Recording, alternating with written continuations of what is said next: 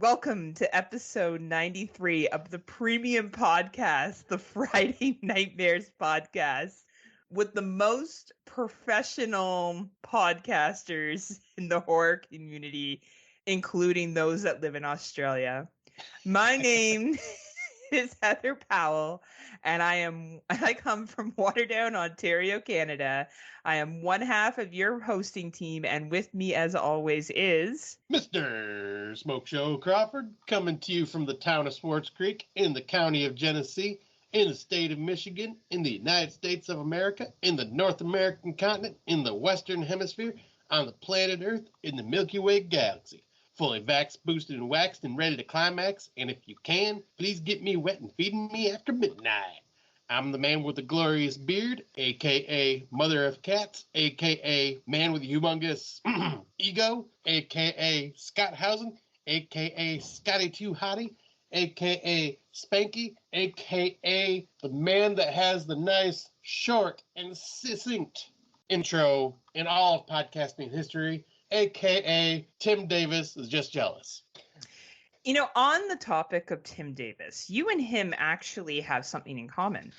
Oh, yeah? Yeah. So Tim, even though he does consider his wife's daughter from a previous relationship his daughter, and I would never ever question that, Tim, technically you're a stepdad, and so is Scotty. Oh, that is true. This means we need to remake the stepdad franchise. We need Yes. him in it. Like, absolutely. Who do you think can play the better crazy okay, it's you. It's definitely not Tim. I was about to be like, no, I know who it is. It's Scott. It's definitely Scott. 100% new stepdad movie remade. Scott is the role. I don't know. I think that's a toss-up. Like, who would play the crazier stepdad, Tim or me? Right? I will definitely in both be the drunk aunt that gets killed off. I nominate myself as the aunt that puts it together but dies halfway through the film. I love it. That's pretty accurate to what would happen. Yeah, that's pretty, yeah. You say you'd be out having a good old time drinking and one of us be stalking you. Oh, she's been getting too close to knowing our secrets. I'd be like, wait a minute, Scott isn't a famous podcaster. I have fooled you. Friday Nightmares only has 500 downloads a month. He's a liar. Oh my gosh. You know what I feel who has bamboozled me this year so far? Like, who's gaslit me into giving them money every month and giving me nothing back? Shudder.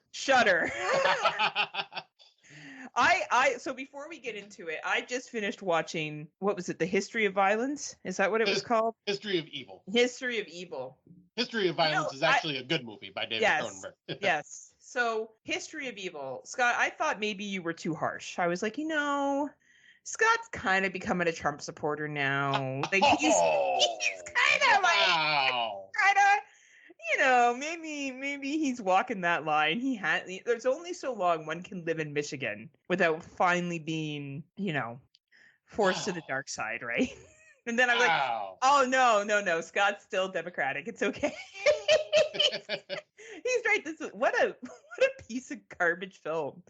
Like, I trusted your judgment that it wasn't great, so I wasn't even going to watch it. But then I was like, well, we do watch all the Shudder films, and it's something we pride ourselves on as being the premium podcast, and very professional podcasters. So, and like, it's one of the few things that Rob won't fight with us, that it's a 2024. Shouts out to the Hump. Thanks for your ongoing support, Rob. I'm sorry that your son listened to a line where I told you to, do things. That was great. Because I am your friend. So hopefully your son hears this part. And also make sure you have a conversation with your son about your number one film of 2024, Lisa Frankenstein.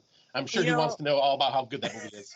I haven't watched it yet because I agree with Rob. It looks dreadful. Like, it looks like not something that I would enjoy, but I will probably eventually watch it because as a premium podcaster, that's very professional.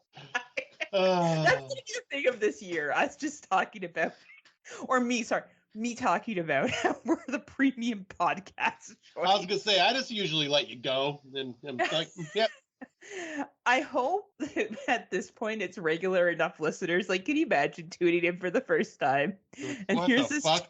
this fucking chick that laughs at all her own jokes, fucks up movie titles all the time, doesn't know shit, and thinks she's the premium podcaster. The Google review would be the Google review. What is it? Review? Yes, Yeah. would be horrible, but it'd be true. Like none of it would be wrong. Like, I mean, like that's exactly how this goes down. But yeah, what a crummy movie. And like I didn't even get the whole like I don't know what they were going with. And this is a spoiler, I apologize, but what the fuck was with the dad in this film? Like what the fuck was happening, Scott? I couldn't really even tell you. Like I said, it's been a few weeks now since I've watched it, and yeah, I'm already forgetting a lot of it. All I remember is husband and wife should not be together because they are awful people No to one each should other. be in this movie. They should all be murdered. I wanted to side with the fucking like people that were running the world. They were less annoying. Right. And what's with their like ghetto iPad that they had? They had this like iPad. They're like, oh, it's 2045, and they had like an iPad from like 2010 that they were using. Like, is our technology not like? I mean, advanced? to be fair, that probably would be about the case with Trump's America. Good point. Good point. But yeah, and then there's been nothing else from Shudder. It's been very slow. So yeah, we've been having to we've been cheating on Shudder because it's given us no other choice. But here's the thing. Unlike Matt Wood, who breaks up with Shudder like every year except for October so he could just cram in his movie watches, I'm a loyal bitch. And I'm going to stand by Shudder because they have been putting older stuff. Here's the thing with Shudder is that they do provide a variety of films. Oh, so yeah. if there's like other stuff, because they have something on there that made me laugh that I think we had to watch for It's Not Horror. And I can't remember. It was the sequel. I'll have to look it up later. Oh, yeah. Deathstalker and Deathstalker 2. Yeah. The Deathstalker films. And fucking like, love those movies. If you want unique stuff, Shudder is where it's at, baby. Like you can get some really, really mint stuff. It's just sometimes you just gotta wait for the good drops to come on it, but it is worth your money. I'm not gonna sit here and shit all over it because the new releases aren't great because there is other good stuff on Shudder. Oh yeah. Even their audio series was pretty good that I was listening to for a little bit. Like it's not a bad streaming service, but when you're premium podcasters like Scott and I, and you've seen all the movies, you know, because we take our craft very seriously, then it's hard. But if you're someone like, let's say, you know, your initials start with MW and you live in a place called UK, then maybe you just need to explore more on Shudder, and you just need to really open your eyes to all the different horrors. Don't worry, I'll show this person when I come over all the different horrors that are available. It's actually just like me forcing Matt to go through Shudder and watch films. Watch this. Like Heather just wasn't good. I'm like, you just don't get it. That's all. You just don't get it. I'm getting all like frustrated and flustered. Oh my. But yeah, you had a fun night. I don't know. Do you want to talk about your Chinese buffet last night? I feel like that's worth talking about. Was it good? Oh yeah, I'll say it's yesterday we celebrated our oldest son's birthday, Connor. He turned 16, so he went out back to his hometown to a cafe to visit with his old friends from high school. And then after that, and talk about how creepy his stepfather is. Exactly. Like the plot of the movie. But then they came back and we went out to a Chinese buffet and met up with my parents. And this is the buffet that I wanted to take them to when they first moved in. And Nice. We've been there 3 different times now. And yeah, they absolutely love it. And yeah, it's just, you get your money's worth and you leave nice and full. And it's even got a sushi buffet that's making fresh sushi constantly. So I was talking with a gentleman at work who's also from Michigan, though he's from... Where was MLMs, multi-level marketing? It's a big one. Amnesty, I think it is. Amway. Oh, okay. So he's near where the headquarters for Amway is. That's where his family's from. Not Amway, but near Amway. And he was saying, and I think he's 100% right, no one does buffets like the USA. That is true. No one does them buffets like USA. I would not argue with that fact because we get fat for a reason. Did you say you get fat for a reason? Uh-huh. Hey, you know what? I bet you had some good eatings. How much was it per person last night? Like $16. Oh yeah, it's worth it with 2 teenage boys too. Oh, They yeah, 'cause probably it's ate just for 4 people, yeah, I was gonna say eat to your heart's content. right? But yeah, then also, it's been I haven't got a chance to watch as many 2024s as you because my life got really busy because we did just add a new addition to our family. Cujo. Yes, but no, we added a 9-month-old Shepsky, which is a German Shepherd Husky mix. He's a one-eyed 9-month-old puppers and named River, and it's like having a toddler because life has gotten a lot busier with him now because like having to go on walkies all the time and making sure he burns up all the energy and then constant bathroom potty breaks and stuff. But he's so freaking cute and adorable. He looks like he's forever winking at you. That's Yes, he what I does. absolutely love. Like he's got some secret that he's trying to like communicate to you, and he's making the winkies. It's pretty adorable. I think I love him, and I don't even know him. Like I think you should be concerned for the next time I come there. God, like I feel like because I assume it will be for a wedding. Ideally, yours to Erica. Or me to Erica. I don't know. Whatever happens, I guess it's all in God's hands now. I feel as though George will have to have a talk with me because I'm assuming he'll want to come and he'll have to be like, "Look, Heather, River, we're visiting, not taking, visiting." And I'll be like, "He comes with me." And Mickey would be like, "God damn it, Mom." He'd be like, "Who's this fucking asshole? And why does he always look like he's winking at me?" Yeah, what the hell? He's hiding something. I know it. I'll be like, "Look, Scott is the new stepfather from the Stepfather films. This is who Scott is, okay? I need to get the dog out." But what about the kids? They can fight him off. The dog has no chance. Oh, the funny thing is, River, I've only heard him bark like once, like last week, like one single bark, and then twice this morning. Like he woke me up because he barked because he was, Erica was watching TV with him. Well, apparently he's like Mickey. He sees a dog on TV and he looks up and he's like, starts kind of like grumbling a little bit. Then he barked at one. That means he's smart, right? Oh yeah. Is it hard for you now, dropping even further in the household? I mean, I'm with our bully cats in this. The whole chain of hierarchy has been reestablished once again. Yeah. So now, Gray and Biff are now the ones that are scared shitless of River. I've went down on the totem pole. Elizabeth and Poof are now higher up on the pole because they just don't give a shit about River now. They're just I'm always on the pole. I get you. Sorry. God damn it. That was Erica on the pole. Actually, she's probably not. She went and got a college degree. She's doing something worthwhile with her life. Good Lord. But yeah, she's the top tier.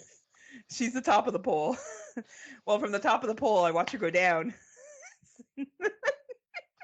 Does she listen still? Does she listen still? I think she still does. I think tell her to listen to this one. I'll say I think she may be a little bit behind, but well, yeah, she has to fucking take care of all you fuckers. Of course, she's behind. I mean, I do what I can to help, but yeah, she does. Oh, she's the fucking boss. She'd be a good wife. You better wife that soon, Scott. Be careful. I better, yeah. I'll say because I gotta make sure I keep you away. Fuck. I know. Hey, all the years I've had to put up with, oh, Scott's so nice. Oh, Scott's so handsome. Oh, Scott's so sexy. Oh, look at Scott. I'm like, never. So many heterosexual men wanted Scott. I'm like, hi. They're like, oh, no. We don't do that here. Where's that sexy smoke show?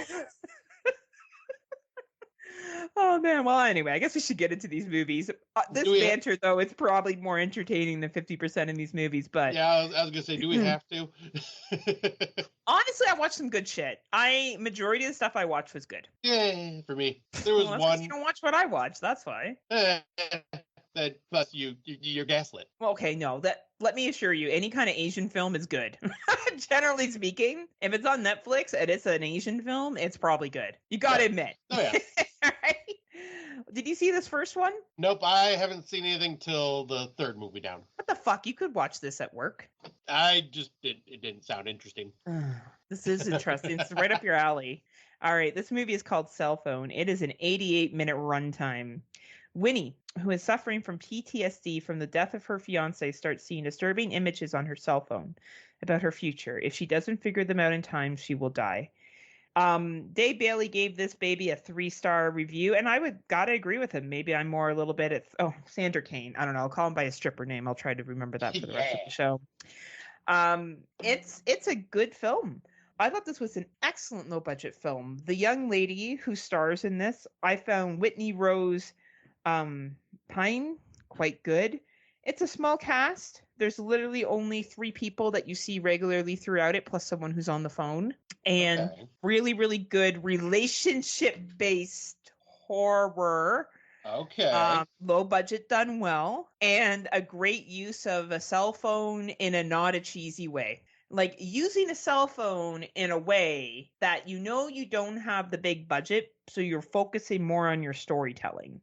And I think a 3 to 3.5 star rating, which is what I see here between Tim Walker and Sandra Kane and myself, is a very fair assessment. So if you like good character development, you enjoy the low budget, and you enjoy kind of like a little bit of it is a little bit of a mental illness. The PTSD part of it does come out for fair reason. Why she's suffering from PTSD. It's not like, not that ever PTSD is dumb for any reason, but you can understand where it came from. It's very clear. She's affable. Even the secondary character that's kind of like her friend, and truly just her friend, they're platonic friends, is actually quite affable too. Everyone's affable in this, to be honest. Everyone's affable, and I think that makes a huge difference. So this is available for rent on Apple TV, Google Play, Vudu, YouTube, Microsoft Store. If what I described sounds like your jam, this is worth the money. This could be up for an award for me. If I was to do a top, let's see, how many do I have right now? I had watched 37, I think. Good Lord. 37. I would probably put this in the top 15. Like it's it's good. I know. That's because I watch movies, because I am a serious podcaster. I'm at 23. Well, what does it take to be number 1? 2 is not a winner, and 3 nobody remembers. Fair. I am number 1. Just gonna play that song over and over again. That was Nelly for anyone under the age of 40 who has good taste. Hey. I have you like excellent Nelly? taste. You like Nelly too? I like some Nelly. I don't know that song, but I like some Nelly. Oh, you probably know it if I played it. I'll play it next time when you come up. We all know my good 2000s beats. So yeah, this is worth it. Scotty, you should watch it. I think you would dig it. Okay. I actually, while you were talking, I added it to my watch list on Letterboxd to remind me to watch it. Because there's a lot of these movies that you talk about, and I always forget which ones are good. So now I'm trying to keep track by adding them to my watch list. And you can watch this at work. There's nothing bad in it or scandalous in it. It's pretty tame. Okay, good to know. And yet the next one is you as well. This one I think I skipped because if I remember correctly, you were not. Yeah. Oh, Tim Davis gave it 3 stars and a review. We're gonna have to definitely read that bad boy. I didn't think this was horrible. I just know that you don't have tons of time right now. So I didn't recommend it, but I don't think it's a bad film. So Stranger in the Woods. This is an 82-minute runtime, just when you think you're out of the woods. Olivia and her friends go on vacation after Olivia nearly drowns with a slit wrist in her bathtub after her fiance's funeral. Her friends suspect that she tried to kill herself, but she believes someone attacked her. Let's read Tim Davis's review. A creepy low-budget film that was made decently, but the story, especially the third act, didn't mesh well with me. That's interesting. I thought the third act was the best part of it. Oh, wow. Tim, look at us. Always at wars. The 2 professional podcasters. I know. That's what happens when you have 2 premium professional podcasters from 2 different leagues.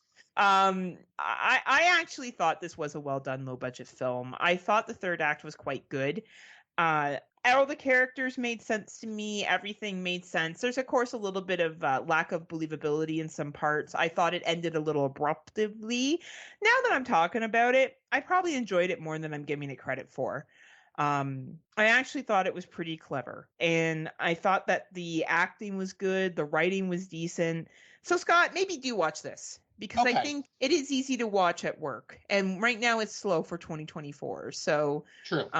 Maybe you'll find this a little more, will stand out to you a little bit more. It is available on Hoopla, Apple TV, Google Play, Microsoft Store, YouTube. That being said, to watch this movie, you need to enjoy low budget. You need to enjoy a lot of dialogue and character development, and waiting to the third act for stuff to get really kind of horror-ish, so to say. You kind of got to give it the time to get there. But an 82-minute runtime, it doesn't overstay its welcome. So it's not like you're sitting through an hour and a half before anything happens. It does start to pick up relatively quick. So nice. Yeah. Okay, so now, I will add that one to my list. Now, finally, you're going to actually do something. So yes. So the first movie I watched after our last recording, so I figured I'd try to get this one out of the way because but it's called Life of Belle. It's a 72-minute runtime. The synopsis is, on July 18th, 2018, Annabelle Starnes went missing. What was found in the home would shock this small town of South Carolina. This was a Tubi watch, because I just see, I'm like, it's Tubi, it's found footage. I always try to give the found footage for the year. Watch. This definitely is a very, very low budget, like micro budget, I would say, and definitely takes very heavy inspiration from the filming style of Paranormal Activity, where it's just going between different cameras throughout the house, and just a lot of still shots. And but with micro budget, most of the time this happens. The acting is just not on par, and this one, the acting was a bit rough. Obviously, with the little kids, I give leniency to, because they were just young kids, and they felt believable for the most part. It's the mother that it just kind of goes off the rails a bit, and the script just didn't really feel like it was that fleshed out to make it interesting.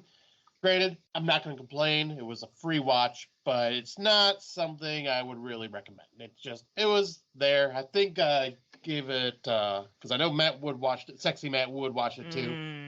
You know what? Matt Wood gives me a wood. Fuck yeah. He gave it 2 out of 5 stars, and he's like, I wanted to like this, but it's so slow, even for a film that's only 70 minutes long. Nothing really happens till the end, and then you don't see much. I do think it's well directed, and the found footage element was done well, and the reasons behind it. Thought the adult acting was mediocre, but the kids stole the show. They were excellent. Some of the scenes genuinely made me smile and chuckle. And I'm not gonna go into any more right now because there's little spoiler talk, but him and I both gave it the same review. For low budget, good try. Just story wasn't enough fleshed out, and the main actor, the adult actors were And it's a Tubi watch, right? Yeah. Yep. It's only available on Tubi. Scott's like, that's because I love Tubi. That's because the app of Tubi seems to be the only damn thing that works on my Amazon Fire Stick in our bedroom nowadays. That and YouTube. And Pornhub. I don't need that anymore. That's true. You're too tired. Exactly. Exactly. What is porn? What is sex? Is that thing you do? Is that sloppy thing that it makes the funny noises and the smells and the stuff? The squishy. Is this where the lube comes in? I forget. How does it work? Well, speaking of sex, that moves into my next movie, actually. Oh boy. I haven't heard of this one. It's fucking excellent. This movie is called Soulmates. It is a 95-minute runtime, and this is the synopsis. 2 unsuspecting strangers, Jason and Allison, find themselves participants in a twisted new dating service led by the matchmaker. It forces 2 singles inside a nightmarish maze designed to help them find their soulmate or die trying. This has a 3.0 rating on the Letterboxd. And no one has watched it because I'm a premium podcaster. So clearly I'm leading the charge on this one. There is one person, I'm looking it up right now, and there's one person on my list that's seen it. His name is Vic Grimes. Yeah, me too. Okay. It says, if Jigsaw ran a dating service, that was his review. That is exactly what this is. It is so much fun. I suspected the ending, but I didn't care. It was fucking great. Some of the special effects, the practical effects, chef's kiss. This was not a huge budget film. We are not looking at a big studio back in this one or anything like that. Basically, these two people wake up chained to each other and they have to survive this basically escape room of torture. And it's room after room that simulates the idea of getting to know someone and going on dates, and other people's lives are put at risk, and then it goes on. This movie is fucking excellent. Thank you, whoever made this movie and released it this year. I know it had a limited release last year, Rob Humphreys, but this year is when it's had its main release, and I totally recommend it to anyone. At an 88-minute runtime, 95-minute runtime, you are not wasting your time with this bad boy. It is available on Apple, Google, YouTube, Microsoft, and Amazon. It is worth any price if you enjoyed any kind of torture porn when it comes to horror. And it is called Soulmate. You will hear about it again at the end of this year. That's how confident I am in that. Wow. All right. So, yeah, that one is added to my watch list as well, then. Yeah, watch that with Erica if you can. All right. As I'm guessing, is this a Good Friends Plex? It is. Okay. Yes. All right. So I'll keep an eye out for that one. And you have not watched the next one, have you? I have not. Well, sometimes a hero needs to come along. I noticed no other podcasters have watched it either because I'm a premium podcaster. Here we go. It's not on my list. They don't count if they're not on my list. Tim Walker watched it. He's not a podcaster. Oh, isn't he? I thought he was. No, maybe. Oh shit, Tim, are you a Tim? Tim, if you listen, are you a podcaster? So write something. You know who is Jason Gray on Letterboxd? Because that's someone I need to follow. Yeah, Jason Gray. Send us your Letterboxd because I don't think we're following each other. No, we definitely need to follow Jason. Jason always gives the better reviews. Read our comment page on Facebook for shit that Jason has to say. Yes. Indigo. Indigo is available on the Netflix. Netflix Canada, Netflix United States. I don't know, internationally maybe. It is a 118-minute runtime. What do you see is the tagline. In order to rescue her sister from the clutches of a vengeful ghost, a woman must unlock her latent supernatural abilities and navigate the metaphysical realms. This is an exorcism movie. This is a profession movie, but thank God it's not about like hardcore Christianity. Definitely some Christian themes in it because I do think this was made in the Philippines and there's a lot of Christian faith there. But this wasn't like annoyingly like that. There's certain individuals in this folklore who can see demons. They're not necessarily like a religious figure, but there's someone that has the gift. And they're able to see evil and they can confront demons. And this movie talks about if your powers were suppressed for whatever reason, and then for some reason they had to come back to save someone you love.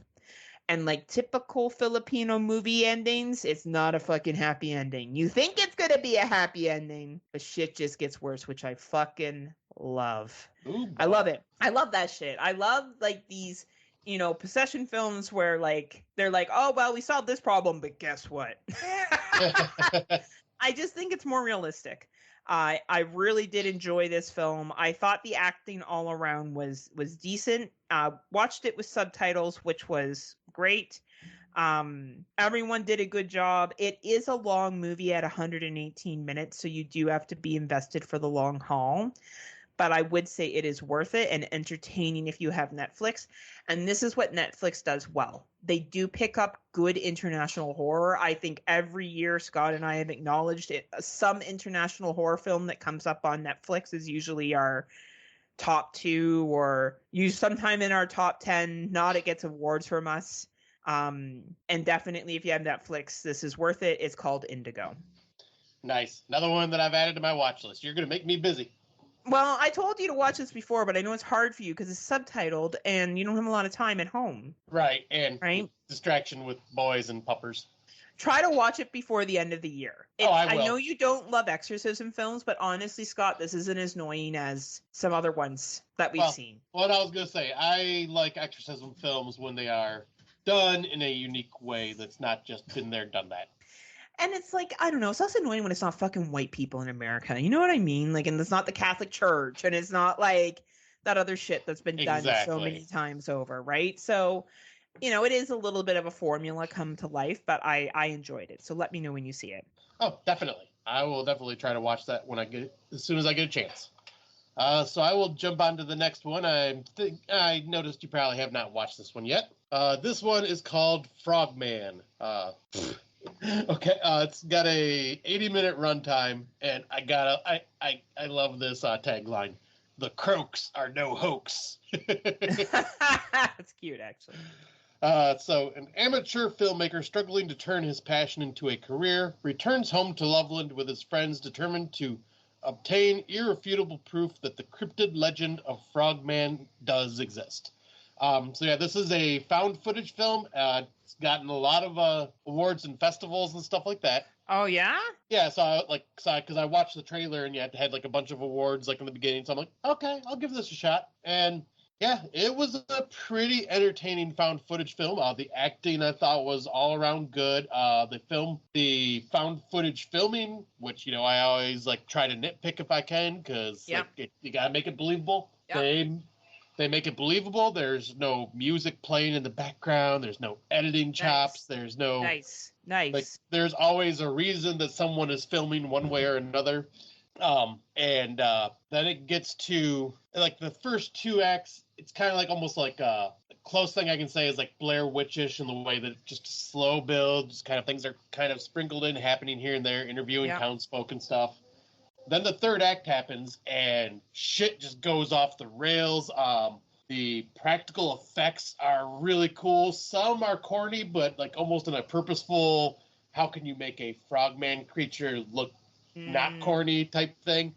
But the practical effects are all well done. Like it all looks good.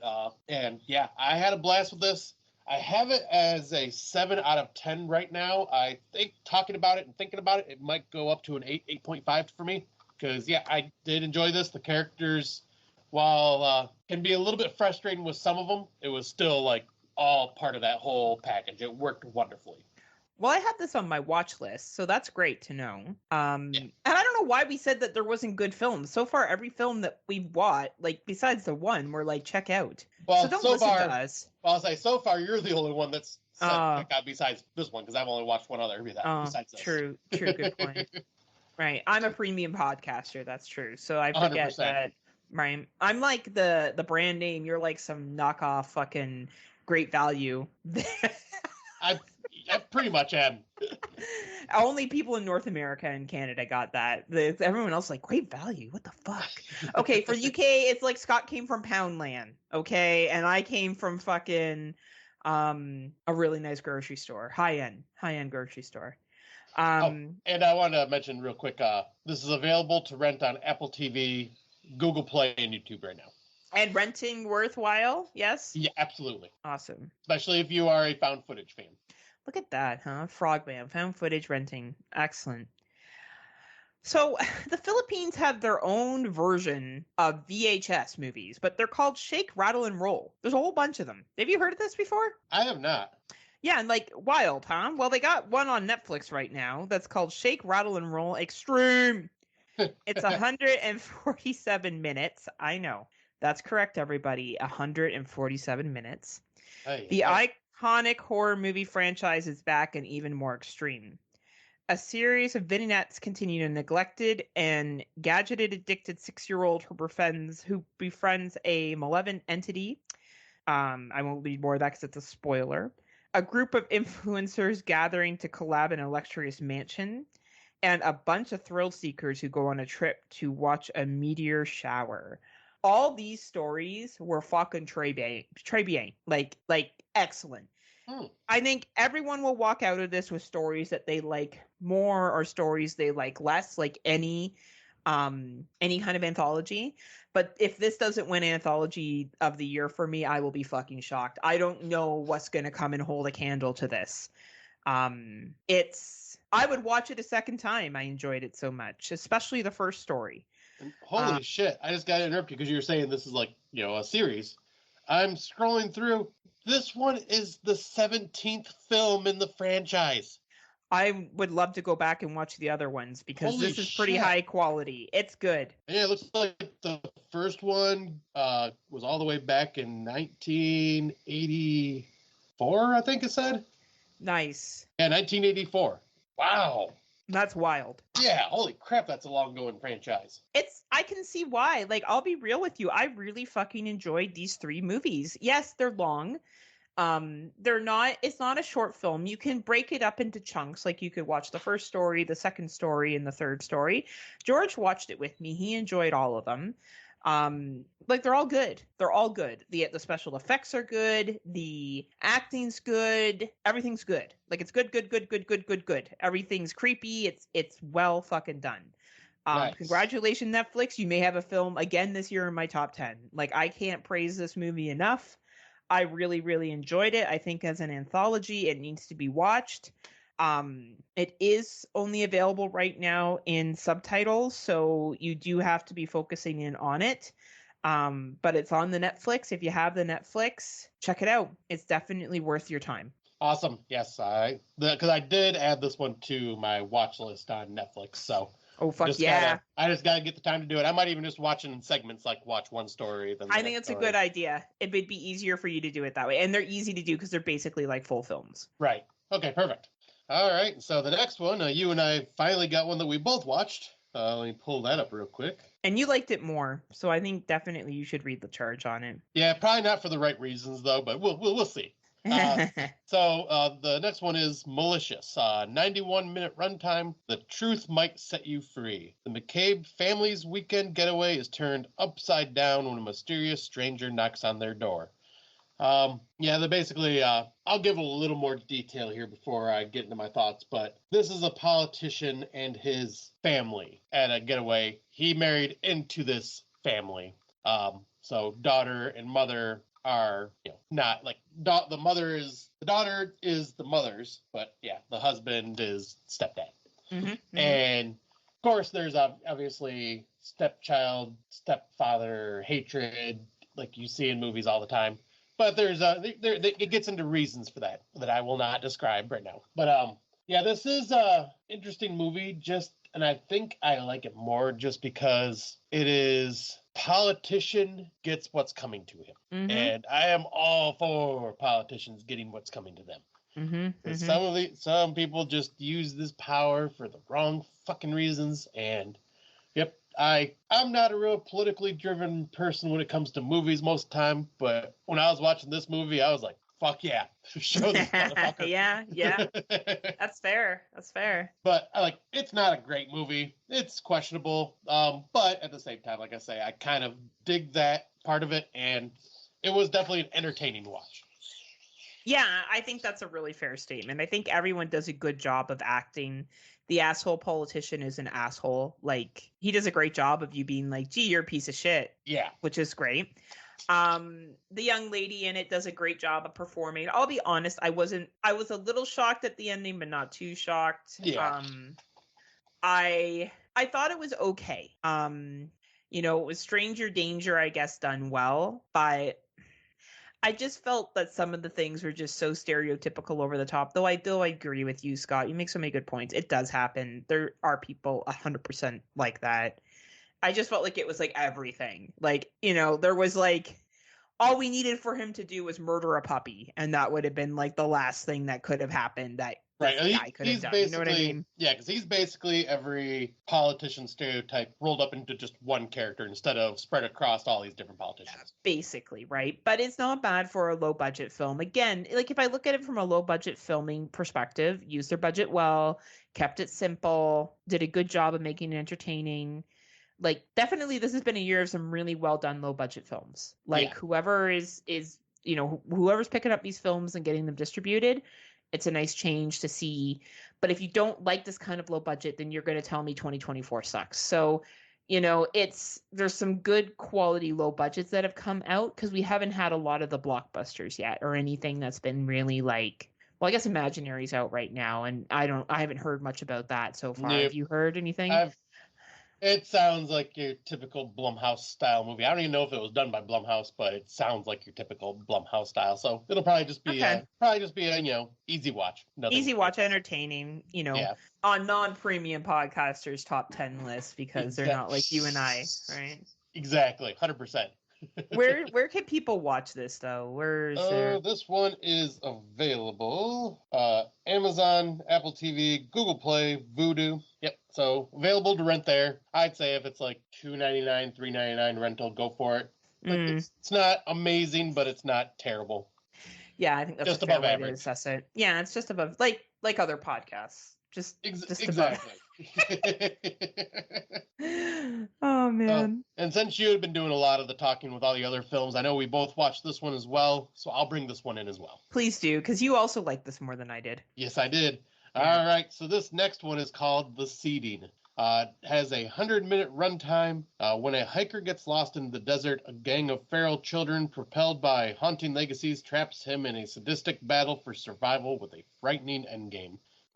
This is basically a modern kind of twist on The Hills Have Eyes in a way, it seems, except with just children instead of just inbred people. And yeah, there might be some of that too. Who knew you'd be Bowie? But I thought all the acting in this was really well done. I thought it was really well shot, well directed. The story had me intrigued. I wanted to know where the hell it was going, who this woman he was trapped with in this giant pit was, and like how she got there and this and that. And I kind of seen the reveal of like towards the end of how she got there. I kind of seen that coming, but at the same time, the ride to that reveal I thought was really well done, and it had some decently gory moments to it, some shocking moments to it as well, like with some things that happened to others.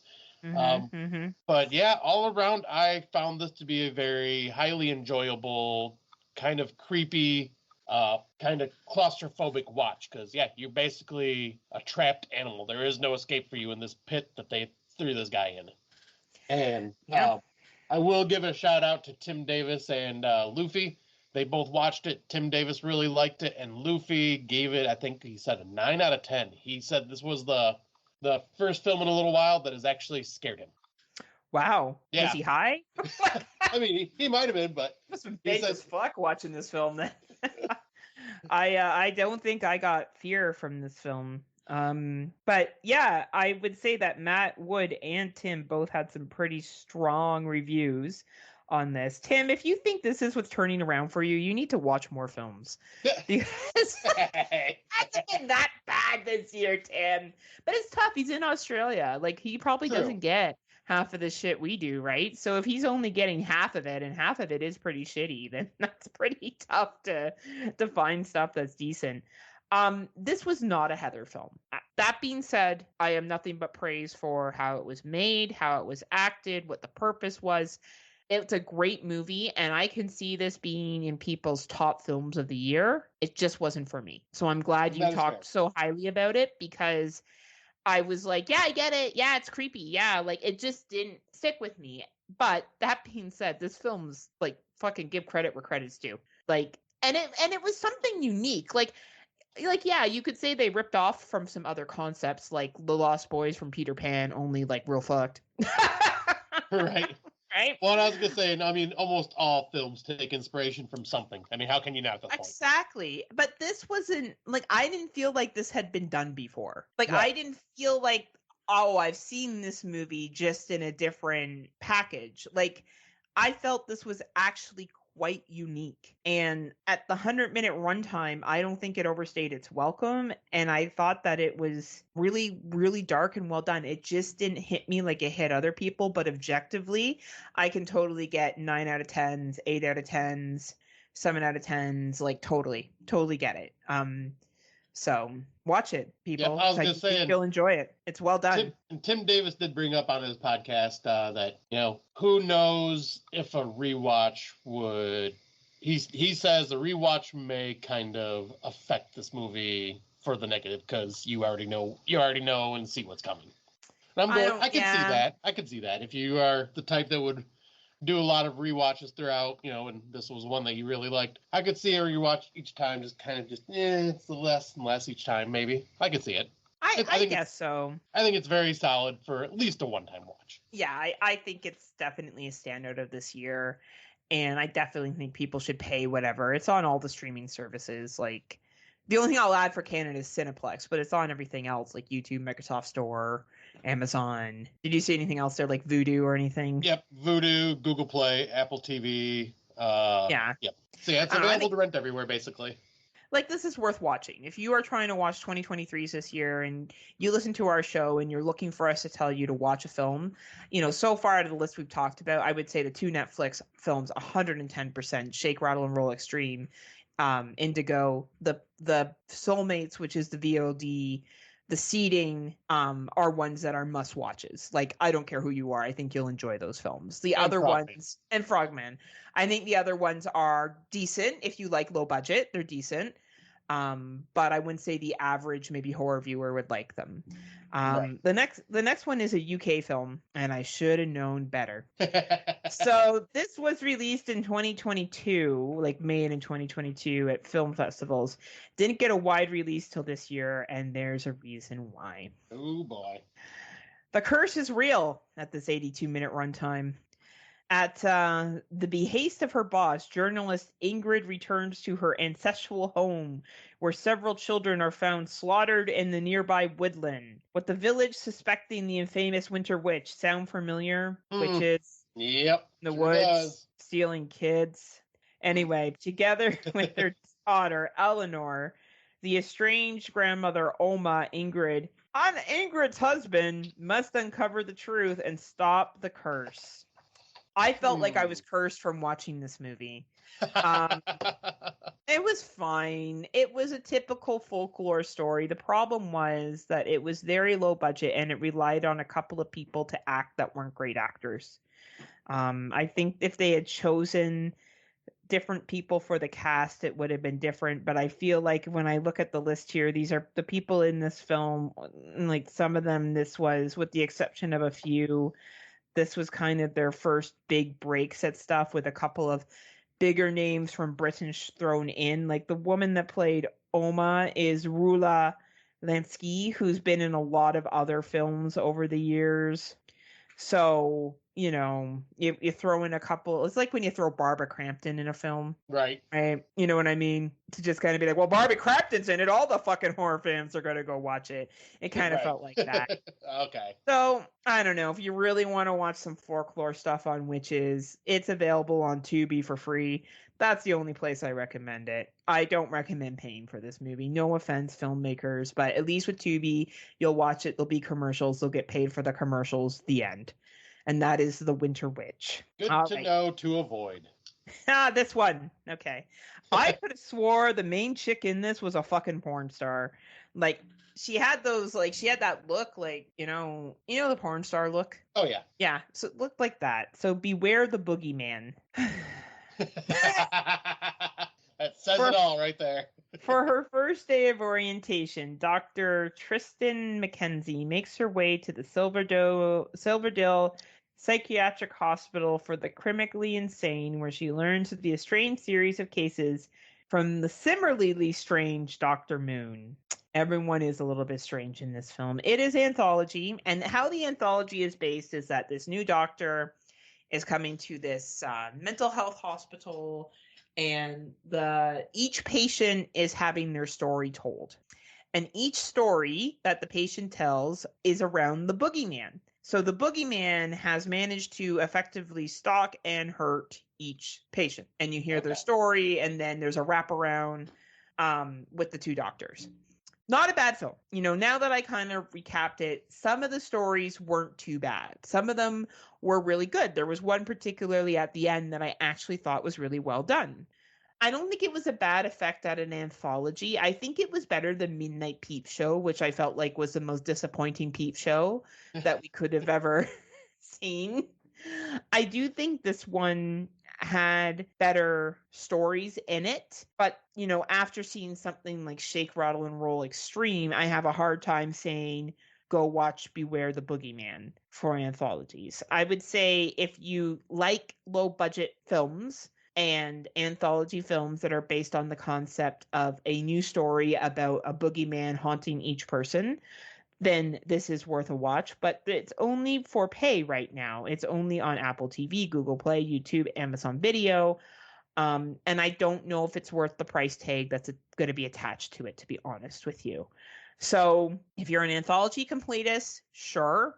But I think Shake, Rattle, and Roll Extreme is a better choice for anthology. Though I did appreciate some of the stories with Beware the Boogeyman. So, perhaps if you do have the time and you're a serious podcaster like myself, then take the time and watch it, I guess, if you have access to it.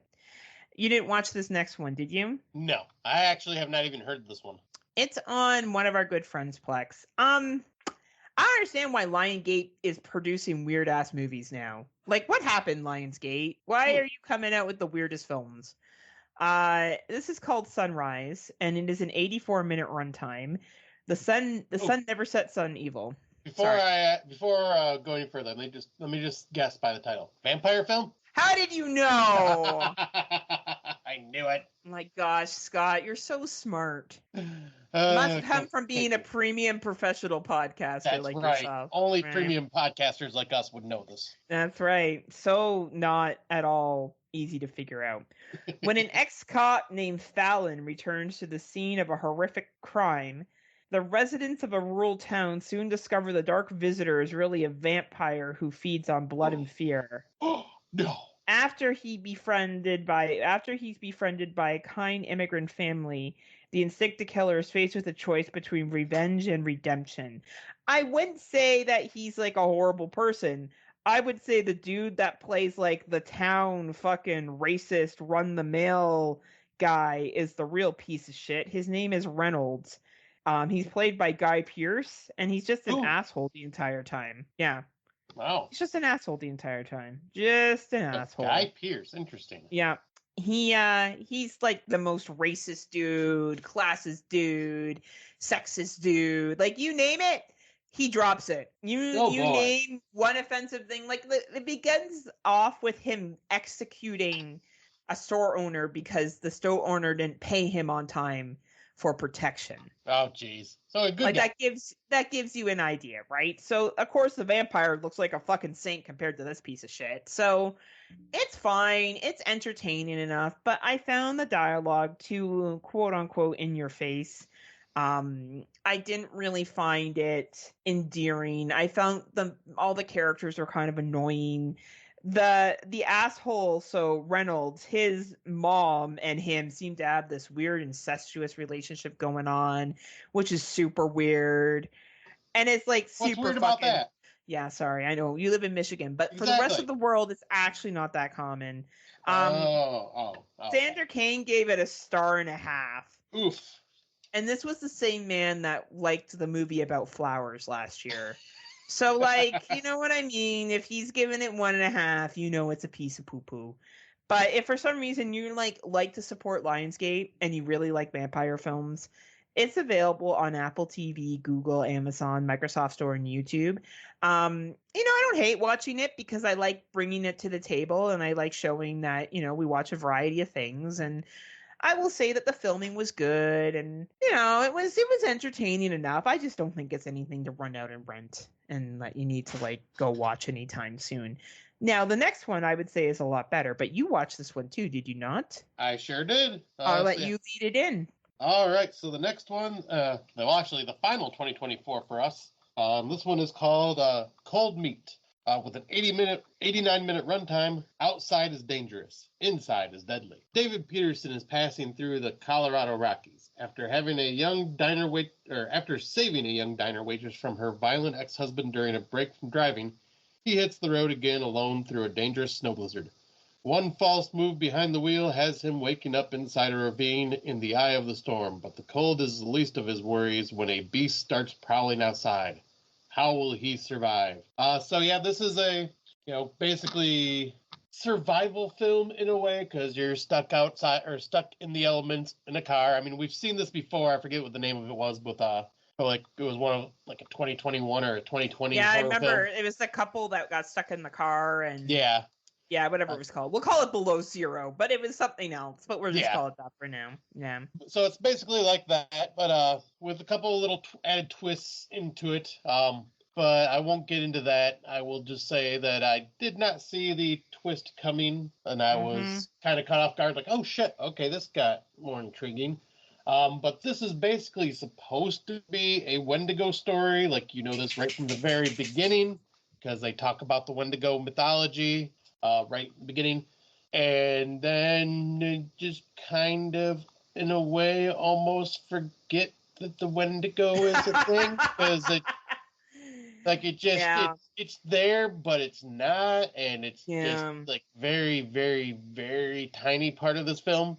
It's definitely more character driven. But all in all, I thought it was very interesting, very tense at moments. I thought the actors in this played off each other really well. They had really good chemistry, and I found this all around quite entertaining. The whole, it could have just foregone the whole Wendigo thing.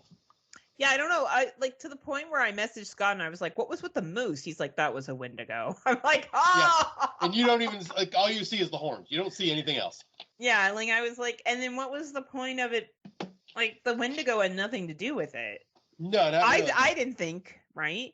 No, like it could have just been they could have made this movie and not added the Wendigo myth, and it would have just played out the exact same way. But this is the first movie I have seen in a long time where the synopsis did not give it away. Right?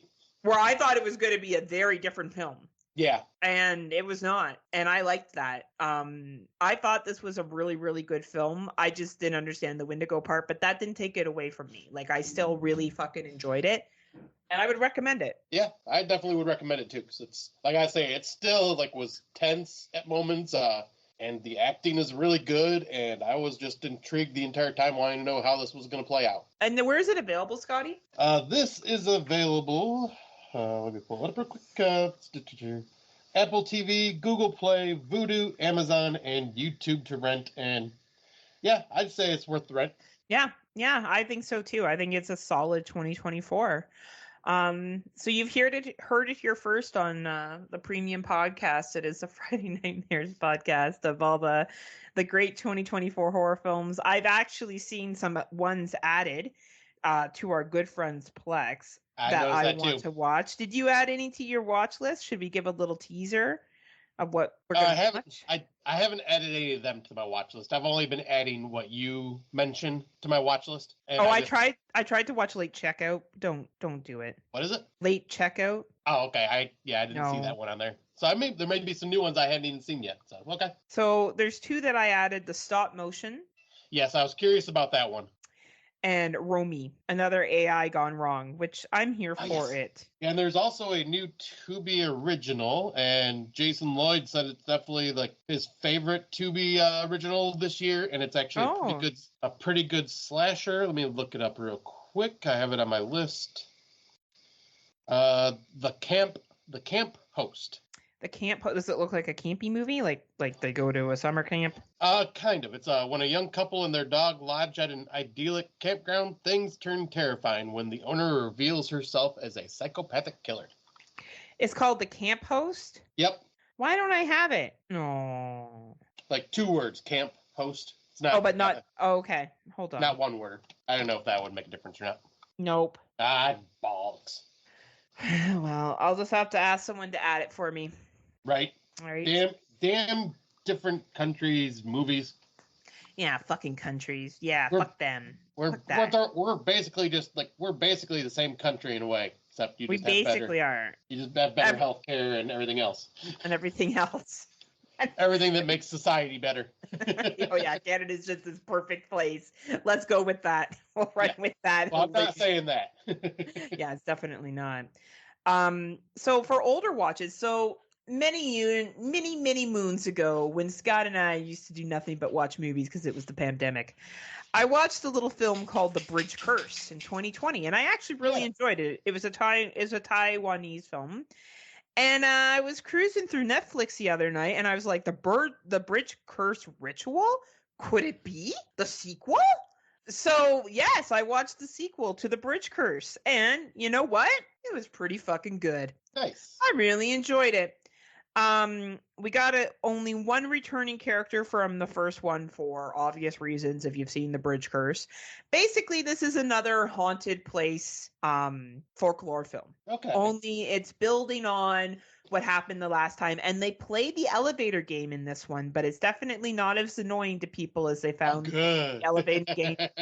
Well, it's a Taiwanese film, so you automatically know it's going to be scarier. True. Right. So there is definitely all the tropes of any kind of ghost film that you would see as in a Taiwanese film. It's fucking excellent. I don't know. If you enjoy these type of movies, I think it's totally worth the watch on Netflix. It's 101 minutes. It's creepy, it's well done, it's well acted. The ending leaves you like, oh fuck, things are not resolved. Great, I thought they were, just kidding. Fooled you. Right, which I do love with Netflix. It is also, I don't believe it is dubbed. It is only in subtitles. So you do have to watch and read subtitles, but fucking recommend this one.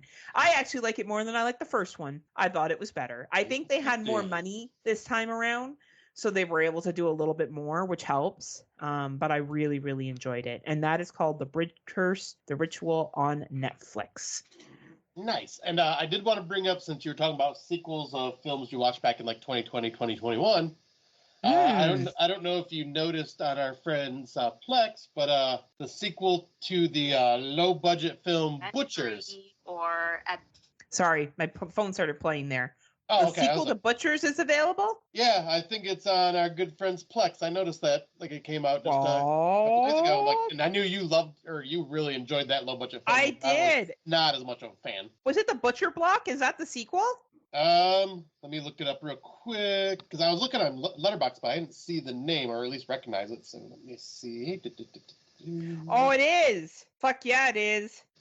Of course, yeah, and yeah, my Plex is not working on my phone at the moment. Oh, I see it is. Yeah, okay. Baby. Oh, fuck yeah. Yeah, so I liked it. Yeah, so I meant to mention that to you because I knew you were a fan. I was a fan. Oh, it was great. Fuck yeah, I'm gonna watch that baby tomorrow at the gym. Fuck yeah. Fuck yeah. Oh yeah, I'll be watching that bad boy. And well, yeah, I actually decided, because I didn't have an older watch, because I'd done a bunch of rewatches like the Blob remake and stuff like that, just to have on in the background on Tubi. Nice. But I did something different. So for what the fuck? Sorry, I'm trying to look up a podcast to share, and it keeps playing. My apologies, Scott. Continue. You're just trying to ruin my moment. No, I'm not. Fuck my life. Okay, it should be fine now. Sorry. All right, so I, in the what's new category, I actually have finally gotten back into reading again, and I have kind of become obsessed to the point where I'm buying a couple new books every paycheck, and I've joined. I've joined a couple horror groups that talk about books, and finally created a Goodreads account because I never had one, and started keeping track of everything there. And it's thanks to just trying to find something to do on my work breaks now that I'm still quote unquote trying to quit vaping. But I don't bring a vape pen with me to work, so I read my books in my car on breaks now just to keep my mind distracted. And I do audiobooks on my drive to and from work now, like I used to do. And I don't know why it keeps playing. Sorry, I have no idea what's happening. And it was also thanks to our good friend Kate Pollock and her new podcast, Kate Aju's book reviews that she's been doing. So I kind of got inspired there. So I decided to bring two books that I have just recently read and finished, and just talk about them real quick. So the first one is Dark Harvest by Norman Partridge from 2007. Nice. Yep, this is the one that the movie Dark Harvest was based on from last year during October. The synopsis is Halloween 1963. They call him the October Boy, or Old Hacksaw Face, or Sawtooth Jack. Whatever the name, everybody in this small Midwestern town knows who he is. How he rises from the cornfields every Halloween, a butcher knife in hand, and makes his way towards town where gangs of teenage boys eagerly await their chance to confront the legendary nightmare, both the hunter and the hunted. The October Boy is the prize in an annual rite of life and death. I won't get into because it's a longer synopsis, but I will just say, Well, it was a short book, only 169 pages, I believe. So it was quick, easy read. I think I finished it in like 4 days. Um, I will say it's very weirdly paced structurally, like Mm, book-wise. There really isn't, like, I would say, a main character in this. mm, It's just kind of main, I would say, almost like side characters throughout it. There's no one that just focuses a lot on. Really good book, but I actually am shocked to say this, but I think the movie covered it better. It had a better cohesive story. You had characters that you were like for sure were main characters you followed. yeah. It was the movie was way more violent, like and gruesome, which Oh, really? yeah, which in book form you usually get way more gruesome in the books because you can describe them. Yeah, totally. No, this one like it almost just like didn't really even talk about the kills, just kind of went past them. And this, like in the movie, you've seen them, and it was violent and gory, and yeah, I think I liked the movie more, but I still think the Dark Harvest novel was really good. Awesome. And then the next one is one that I've read or listened to the audiobook a million times over, but it's just one of my favorites, and I'm found out there's short stories that have come out that are based in this world, so I want to just kind of refresh myself. But that is Ghost Road Blues by Jonathan Mayberry, and this came out in 2006. It is the first story in the Pine Deep trilogy. Or should be using it as an alternative. Hey there. I don't know why it keeps playing. Honestly, I don't know the fuck is wrong with Spotify. For real, Scott. Like, I have no idea what's happening. It's like my phone's cursed. This is how it ends. The cursed phone. It's a new Fucking movie. from Spotify. Honestly. Fucking Spotify. I just turned off my volume, so now at least I can just keep talking and no one can hear it. So it's all fine. right. But this one is I'm not going to read the synopsis, just we'll briefly talk about it. Yep, this is the first one in a trilogy that is a horror series where something bad happened in this town 30 years ago, and the evil is kind of in the soil of this town. And at first, Oh, I like that. yeah, at first it was a solidarity, like of one single type of evil. But now this evil is kind of recruiting in a way and kind of corrupting people's dreams that are already kind of shitheads in the town anyways. And they start acting a little more out of sorts and doing more fucked up things until this evil force just kind of breaks free. And all hell breaks loose throughout this entire trilogy.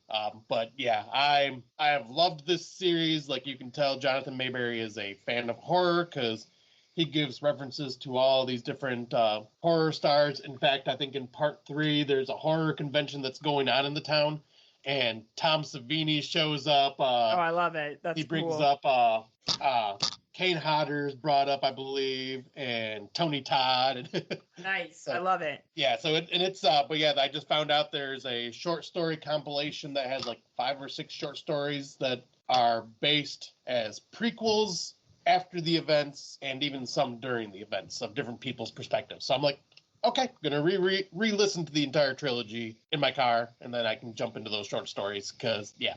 If you have not read Ghost Road Blues and you are a huge horror fan that loves to read, I cannot recommend Ghost Road Blues, the Pine Deep trilogy enough. It's fucking awesome. I love it. I'm glad that you bring in the bad boys to the discussion. Books are good. Yeah, and I was saying by the time we record again, I'll probably have 2 more to bring up. Oh, look at you doing all the reading. I am. You reading the goodness. So the reason why my Spotify kept going off was because I was trying to find the podcast I wanted to talk about, and my other podcast that's about anti-MLM kept playing. So all we kept listening to is this bitch go off about anti-MLM stuff. Anyway, so I recently was part of the Horror Returns. I didn't even tell Scotty I did this, actually. I led their Woman in Horror episode for March. Lance had asked me a year ago to do it. So I got together a panel of women who are not as well known to the horror community. I did invite Kate Pollock and Tammy Taminator, but unfortunately due to scheduling, they were not able to join. But Sabrina Vorman, who is a Canadian author of the Blood Coven, the Bloodbound series books, who just had her second book released last week, also good friends with Kate Pollock, and Jessica Smitch from the Horror Through Her Eyes podcast. And the Horrorcast. Yes, and the Horrorcast, but fuck the Horrorcast. That's what we're talking about. Martinado always gets his time in the sun. Jessica and Tammy are going to shine bright right now. Yeah, I was going to say, I just knew of Jessica through Horrorcast at first and then followed them through Horror Through Her Eyes. So Tammy on this podcast, her name is Taminator Tammy Turner, and it's Jessica the Amateur Destroyer, which I think is like super awesome. Let me just say, first off, they have a purpose for their podcast. So they kind of read their vision statement at the beginning of their episodes, like a true premium podcast. Not like what I say, how we're a premium podcast. We're not compared to these two ladies. So I hosted Jessica and Sabrina, as well as Pedro. Shouts out to Pedro. And I was the moderator, and nice. I went through the horror bracket of the best empowered female film, which I won't give the winner because you have to go to the Horror Returns and listen. But we had a very good conversation. It was almost 3 hours in length. Oh, wow. But not boring, because when we got to the second round, because nothing drives me nuts in Ron Robbins more than when we get to a second round and people repeat the points they made from the first time. Mm-hmm. So I specifically said, if you don't have new points, it's okay. You can just say what I said last time. That's right. Absolutely fine. And people came up with new points, or they just like moved forward with films. Nice. So it was a very, very interesting episode. You may want to listen to it, Scott. It's been dropped. I think you would enjoy it. And you should support me because I'm your friend. I support you. I support all these women that like. I actually was curious about Sabrina Bowman because of Kate, I've been wanting to kind of look into purchasing some of her books and support her and like read into these books. Yeah, I'm going to be buying them too to support her because she's my Canadian sister. So we have to as Canadians, right? And yeah, like everyone else on this podcast, like plus it's the Horror Return. So yeah, I got a list of this. Yeah, so I got to hang out with a bunch of hot men and hot ladies. Like fuck, I was just like woo the entire time. Fanning myself, just trying to keep myself under cover. Anyway, so Tammy and Jessica have this podcast, Horror Through Her Eyes, horror from an all-female point of view. They had their opening episode where they talk about themselves, which is very interesting, but they also talk about sleepaway camp. And I think it's really hard to talk about movies that have been talked to death about. We did that years ago when we went through the slasher shed and we talked about the history of horror and all that kind of stuff. And they're doing something very similar. And I applaud them for that because you and I gave that up at what point? Episode 50? I don't remember. Yeah, something like that. Episode 50, episode 65. But then again, it does run its time. You know, yeah. I think the one thing with doing themes is that you do get to a point where it runs its time. And Scott and I were lucky that we started that at a time where it was COVID and there wasn't a lot going on. So we could do these lavish, lengthy, well-researched podcasts. Like I used to research an article and compare it to the theme, and then we would bring in movies. Like it was a very, very true premium podcast. We've now gone down to the bargain bin, but yeah, we've gone to the bare essentials. But we're reliable, and you can come here for the newest releases like a premium podcast should be. So if anyone is interested, please check out that podcast. It's already been dropped on the Horror Returns. And yeah, and please check out these two ladies. I think they're quite phenomenal, very intelligent, and we're lucky to be in a community where people continue to develop and create new podcasts. I always think there's space for more. When Scott and I started out, we had some people that were kind of dicks to us, and I'm going to call it out right now. We had some people that weren't that nice when we began. A lot of we were the new kids on the block, and for some reason people thought that you couldn't have other people like fucking talking into a microphone. Like you do you, man. And nice. Welcome. More to the party, the better, because it just allows more voices to be shared. So exactly. Right. And we've been at this bitch for 5 years now. Scott and I need the fresh meat coming in. We're tired of being the newbies. Yeah, oh, well, definitely not the movies anymore. Right. So yeah, I'm looking forward to when we meet up again, Scotty, and I'll have seen Imaginary. I do plan on going next weekend to see it, though I don't think Okay. it will be anything like, Yeah. but I think it will be okay. Yeah, I'll say it looked interesting, so I'm sure I'll watch it at some point, but probably not in theaters. We'll see, though. Right. My Well, life's gotten a lot busier, so it's a little harder to get to the theaters. yeah, well, you know what? Are you missing really anything? Like, yeah, it's good to go support horror, but you know what I mean? Like, Right. sometimes you just gotta pick the way you support. And we support by sharing the word. Exactly. Word of mouth is very important. Right? Right. Ass to mouth, not so important. But word. Just depends. Depends on who you are. Right? Well, thank you as always for joining us. And as always, we encourage you to listen to our podcasting friends. We talked about the horror returns already. As always, we love our Dummies of Horror. We love our Rob Humphreys. What is it? Slasher Radio that's still going on strong? Slasher Radio. We love our Dave Z and Christian at the Exploding Heads Movie Podcast. We love our Dave Bailey and Android Virus at the Cemetery Gates Podcast. We love our ladies at Horror Through Her Eyes Podcast. And of course, where would we all be without Mr. Mark Nato at the Horrorcast? Right? Like, honestly. And we also can't forget Matt Wood and Kate Pollock from the Eternal Darkness of the Not So Spotless. Well, I could forget Matt. But I could never forget Kate. But Matt? I will never forget you, Matt. I love you. I do love Matt too. And I love his reviews. Honestly, his reviews are the best written reviews ever. They're so good. He cracks me up. And he's so honest. He is honest. And he always does funny comparisons. Like, he takes something from the movie and rates it out of 10. So I always find that really fun. Yeah. We are proud members of the Legion Podcast Network. You can find us there, as well as a variety of other Legion shows. There also is a Patreon, in which has lots of extra bonuses and specials that you can do. And if you are not a Patreon member yet, what are you waiting for? What are you waiting for? Come on and join us now. What are you waiting for? What are you waiting for? Join us.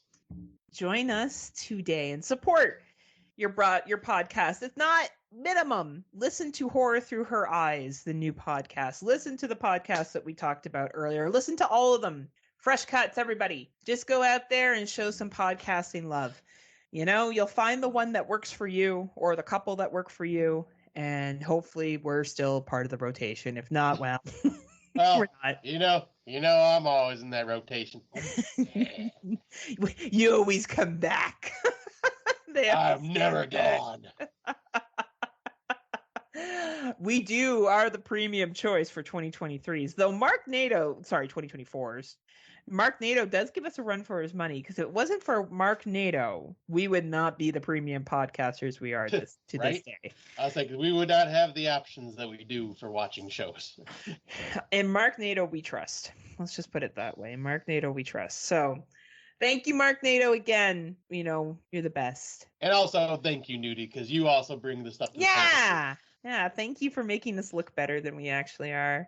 And Shudder, for God's sakes, for the love of God, I appreciate your variety, but please pick up something good this year, please. Do you have anything to say to the good folks before we peace out there, Scotty? Until next time, kiddies. I don't have anything clever to say right now, so I'll just say unpleasant dreams. Keep reading. Scott's going to now do a dark version of the Reading Rainbow. Yes. I'm going to create my own book club, and it's going to be like a Saw movie. Why didn't you finish this book? You have 5 seconds to finish it, or I break your fingies. And then provide a synopsis of what happened. Yes. Like the most stressed out book report writing ever. But until next time, see ya. Unpleasant dreams. Bye.